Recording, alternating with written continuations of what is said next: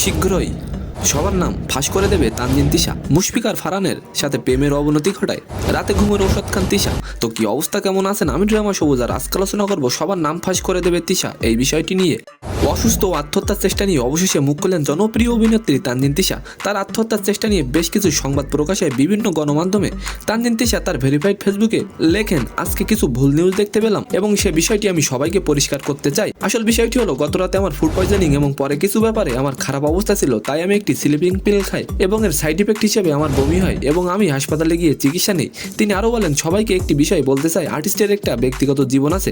তানজিন তিশা বলেন, আমার জীবন নিয়ে অনেক কিছু বলার থাকতে পারে, যদি থাকে, এবং যারা আমার ক্ষতি করার চেষ্টা করছে, মিডিয়ার কিছু মানুষ তাদের প্রত্যেকের নাম উল্লেখ করে, স্পেশালি আমার ফিমেল মেল কো আর্টিস্ট, আমার পার্সোনাল লাইফের মানুষ যারা আমার ক্ষতি করছেন, তাদের প্রত্যেকের নাম মেনশন করে সবার নাম উল্লেখ করব।